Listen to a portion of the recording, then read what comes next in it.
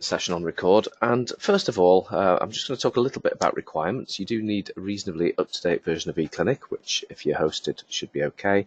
If you are on local servers you may need an update, so you'd have to check with our team, our support team. You also need a reasonably recent version of Word. In fact, there are inking tools in Word from versions, I believe, 2010 on. So let me just come to Microsoft Word. But I mentioned earlier that actually it's kind of a hidden thing. Unless you have a Microsoft tablet, the chances are that you wouldn't be able to see them. But in fact, even if you're using a desktop machine, you can turn on the features yourself. Again, if you need help with this, do feel free to talk to our support team. Now, in terms of versions of Word, for reasons known only to Microsoft, they have made a distinction now. Many of you are probably aware that they've launched a product called Office 365, and they made a decision to take some of the features, not all, but some of the features out of standard versions of Office 2016. So perversely, if you're on the latest version of Office and you're not using 365, you may find that your tools will only work in monochrome, black and white, and not in full colour. But I think the 365, and we've had it for a couple of years now, service, it's not cheap, but it is great value in terms of what you get, and I would recommend anyone considered it. If you're on our hosted service, then you can also subscribe to Office through our hosted service. So that's something else to consider. So what we're looking at today then is these tools here called Draw. And if you have a copy of Microsoft Word on your system and you can't see this menu, that's probably because you're not using a touch device, and I'm not using a touch device either. And you may have to go to the options, where you may have to go to Customize ribbon, and you may have to add the menu. By default, the Draw menu isn't added on there, but if you come here, you can add it from the various options here. You can see here there's absolutely loads of things which are not there as standard. So Microsoft, in their infinite wisdom, will auto-enable these tools if you have something like a Surface, and we'll talk about devices in a bit. But if you don't have a Surface, they will hide them, and you have to explicitly go and dig them out. So I've enabled my Draw menu, I've put it here, and I'm going to use that in conjunction with a bunch of other things with eClinic. Now, in terms of devices, I'm just using a standard desktop PC. I will say, so very clearly, the best experience you can have, I've used lots of different options, and the best experience that you can have is with I found, and these things are kind of, I guess, subjective, is actually with the Microsoft Surface. The Microsoft Surface, we've got a laptop here, we've got a Surface Pro, one of these, and so a fairly low cost device really, $699 I think for what it is. We've got one of these, and we've got a Surface laptop. We've also got iPads here, and the problem with iPads is that the filing system doesn't enable data to be exchanged between documents very, very easily. It is technically possible, and we do have a document on it somewhere, but it's such a manual process. It's very, very clunky. Whereas with Macs and with so standard Apple laptops as opposed to iPads and Windows devices, the data exchange is absolutely seamless, as you'll see shortly in a while. So these are the kind of devices that do give you the best experience. However, today, like I said, I am using a standard Windows PC, and I have connected, and it could be a Mac, and I have connected a Wacom tablet. Now, if you're not familiar with Wacom tablets, these are kind of drawing devices typically used by graphic designers. I've got one of the lower cost Wacom Intuoses. I think I paid £70 for it at the Apple store in Regent Street. I was going to visit a client, and it was an impulse buy when I had about an hour to kill. And for £70, it's been absolutely fabulous. So that's something else that if you don't want to invest in expensive tablets like Surfaces, you want to use the machine you already have, then the Wacom is a really great device. It's very much a plug-and-play device, and it works straight out of the box. Okay, so what I'm going to do now, and I am indebted to one of our attendees today. I did say I would do this anonymously, so I shan't say whom. But I've borrowed a couple of forms, very, very simple forms from one of our clients, which I'm going to use for my demonstration today. And I'm going to start, well, I've got two forms. The first form is just a really simple text-based one. And I've changed all of the identifiable details. I wanted to keep it simple. Obviously, these forms can be as sophisticated and as detailed and lengthy as you like. I've just kept mine really, really simple. I've got two forms, this simple text-based treatment plan, and I've got another one. I just switched to my other one, which is a Vela-shaped treatment record, and you can see that that has some sort of slightly odd images on. So what I'm going to do is I'm going to take these standard Word documents and I'm going to turn them into clinical forms which interact with eClinic. So the first thing that I should say is that there is nothing magical about these documents. They are absolutely standard Word documents that you can create yourself very, very easily.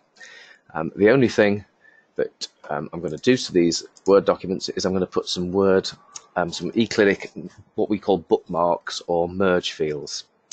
The one thing I must say is that these are DocX, so they have to be in the latest Word format. But I think now .doc is about 15 years old. We do still see quite a lot of our clients trying to attach .docs for writing letters and getting failure messages. If you're going to use Word with eClinic, you must use the DocX format rather than the .doc. So you have to have a reasonably current version of Word. So back to where I was. All I'm going to do is I'm going to pop in some of these bookmarks, as we often call them, or merge fields. So I'm going to pop patient full, and hopefully I've got these right. It's not something I do every day, but so I'm going to put patient full, patient DOB. So all I've done is type those in. Down here in my little table, I'm going to just put a space there. I'm going to pop appointment _ date, and over here I'm going to pop appointment _ practitioner. We do have a list of these, so if I have got it wrong, I'll go consult that in a minute. And in my little text box here, I'm going to put appointment notes, and you can see here I've got a box at the bottom. So I'm just going to save that document.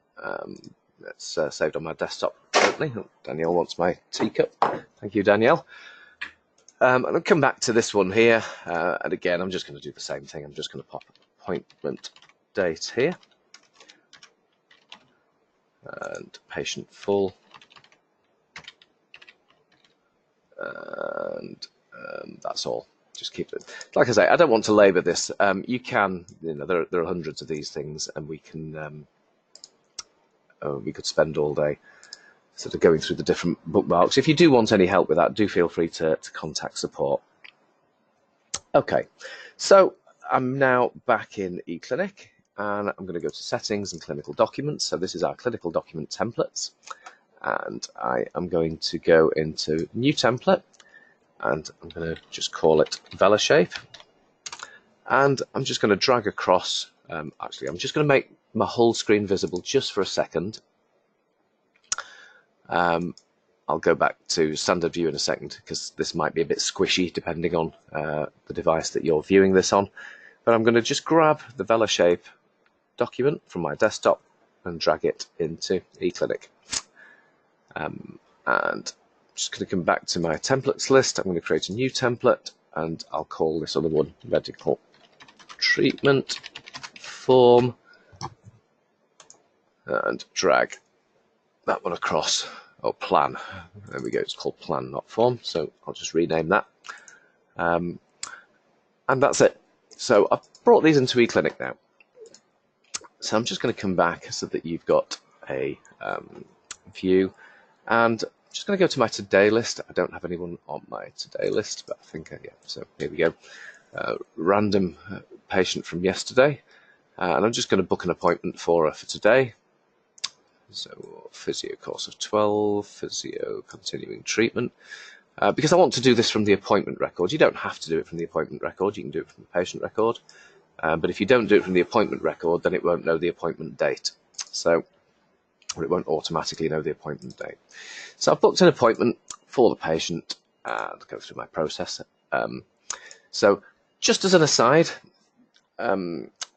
most of you now, certainly all the hosted clients, and if you are locally hosted, a few of you, or most of you, will now have access to these. We have a few more to tidy up, but you'll start to see one or two differences. You may notice here we've got the reset button, so you don't have to contact us to reset your appointments to pending, and also your forget patient and export patient buttons down there for GDPR compliance.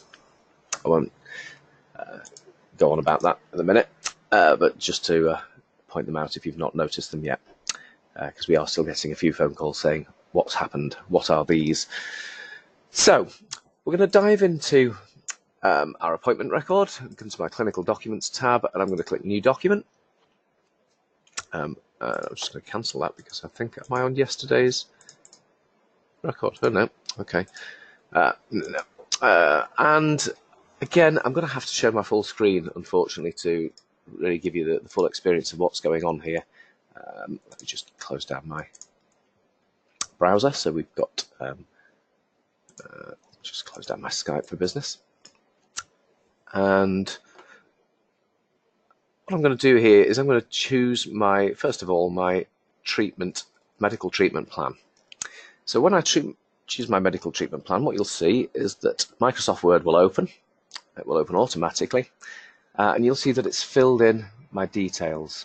So obviously not a great deal of stuff there. So we can come in here and put some more. So put some more stuff and more here.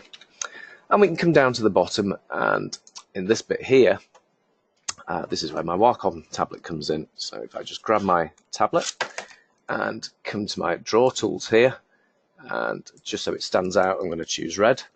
I can bring my pen to the right point on the screen. Now, it does take a little bit of practice, but and I'm kind of talking and doing things at the same time. So what I'm going to do, is I'm just going to sign quickly in there. And now I'm going to save that. I'm going to save this, and this will update my eClinic document. And then when I come back to my patient record, come to my clinical document, I can come to my medical treatment plan, and I can read my document. And you can see that I've got my text saved, my signature saved within my Word document.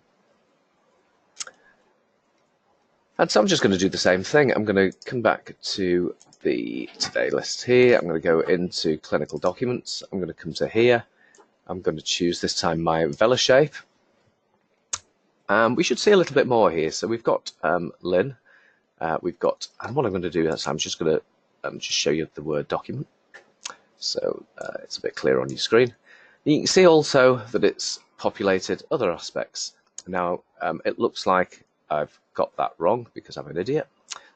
So I'm just going to cancel this because what I'd forgotten to do is put some appointment notes in. So here are my appointment notes.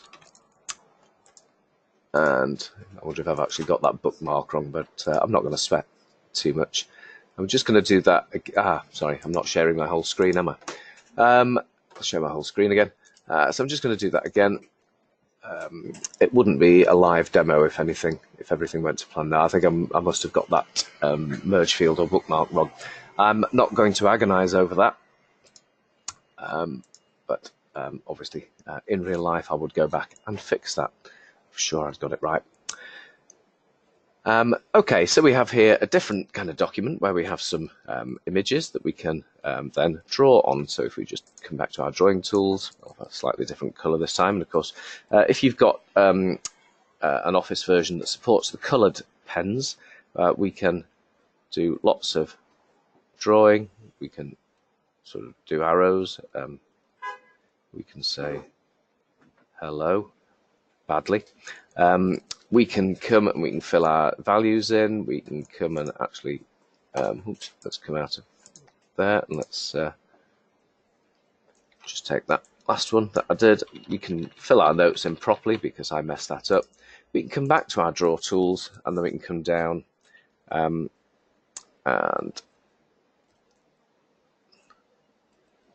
we can get my pen and sign again. And that's not the worst signature I've ever done. And now we can come back to my screen. We'll save that again. And once again, if we come back to the patient record, we can go into our document and come here and we can read our document. And we've got all of our stuff in there. So, as I said, it is intended to be a fairly brief webinar. I wasn't quite expecting to get through all of that in 20 minutes, but we have done. So what I'm going to do is I'm just going to very quickly go back over what we did there, just so that you've got the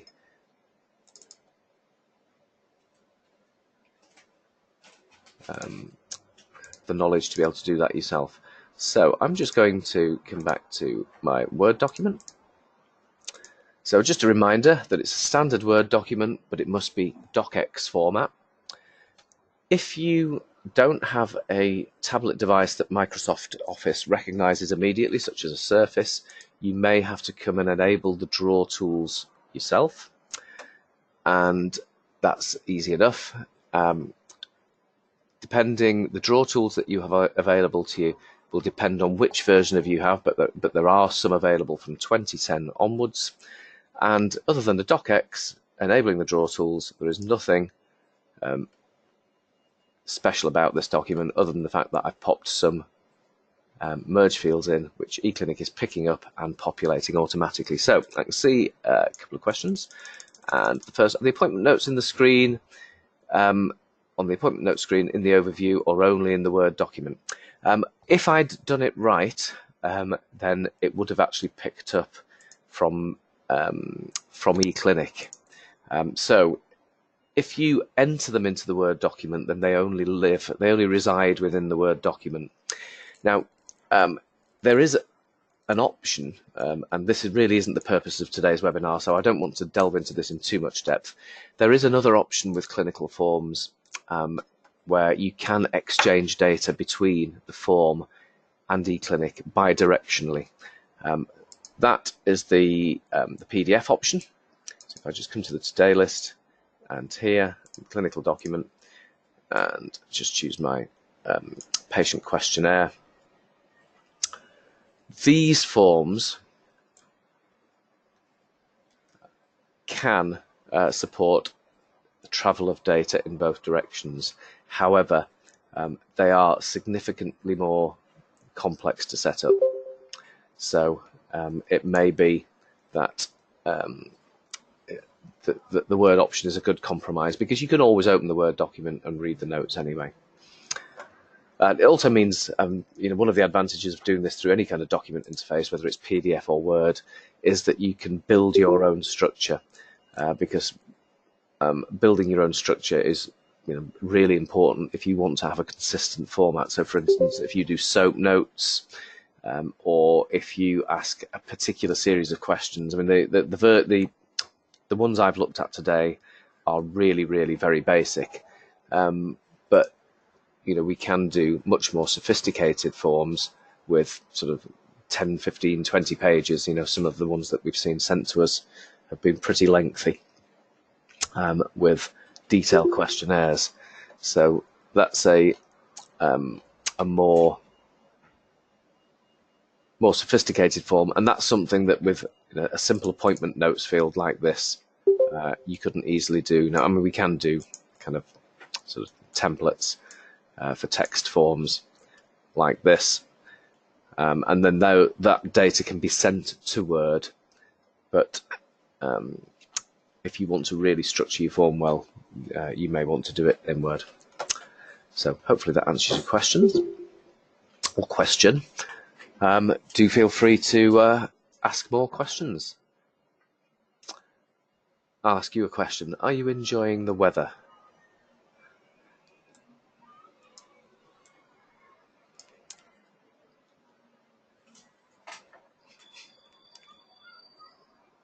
I shall take the stunning silence as a yes. It's a bit warm, isn't it? Oh, that's a very excited yes. Okay. Well, I think we're going to have to get used to it, aren't we? If temperatures are rising. Okay, so I don't want to detain you any longer than is necessary. Hopefully that's been a useful session. If there's anything else that you'd like to know, do feel free to email me or email support. Hopefully it's been a useful session. And I think that probably the best thing you can take away from this is how easy it is.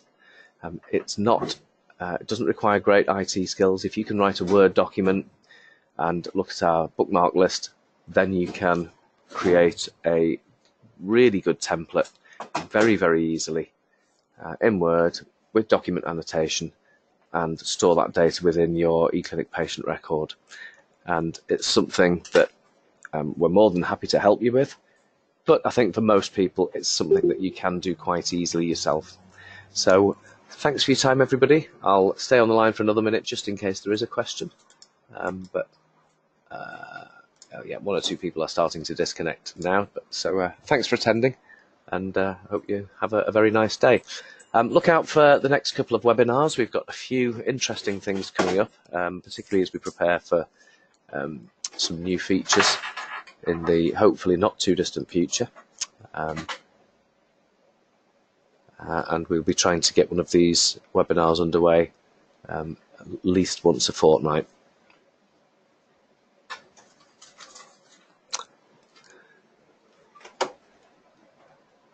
Okay, so you're welcome. I'm not seeing any more questions. So thanks for your time, everybody, and I will wrap up the session. Oh, the GDPR, sorry, I do have a question about the GDPR button. Sorry. Okay, slight digression from the main purposes. We've added some features into eClinic whereby you can comply with GDPR. So you can forget a patient by clicking the Forget Patient button. So if a patient rings up and says, we want you to forget all about us, then it will forget them. However, if there is a legal reason for not doing so, it will warn you. Can't forget the patient because the patient has had appointments in the last 7 years. It also has an export button, and export will generate, oops, so it's going to refuse that because I haven't connected to our network. Let me just connect to our network. So let's just connect to our network, do that again. What's just happened is that eClinic has generated a bunch of documents. Oh, I'll explain the views button in a second. That generates a bunch of documents which can be sent to another provider if they're moving to another clinic or given to the patient themselves. Views is a slightly different update. It's not necessary for GDPR, but we this is in our current build. So when you next get an update, you will get this. This just shows everyone who's viewed a patient record.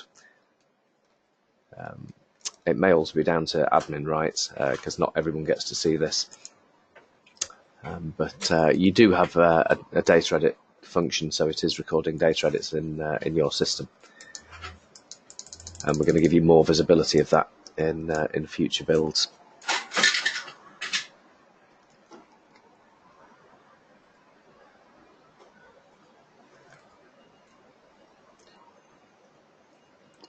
Just out of interest, I'd be interested to know if any of you have had a patient contact you and say they wish to be forgotten. Or if any of you have seen a reduction in the amount of junk mail you're getting.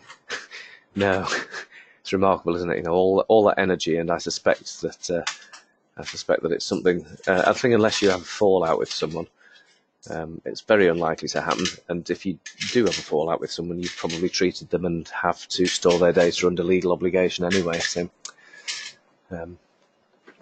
can't help feeling that some aspects of it have been a monumental waste of effort. But there we go. Okay then, people, have a good day, and I will catch up with you hopefully in a fortnight or so when we do our next one of these. Thanks. Bye.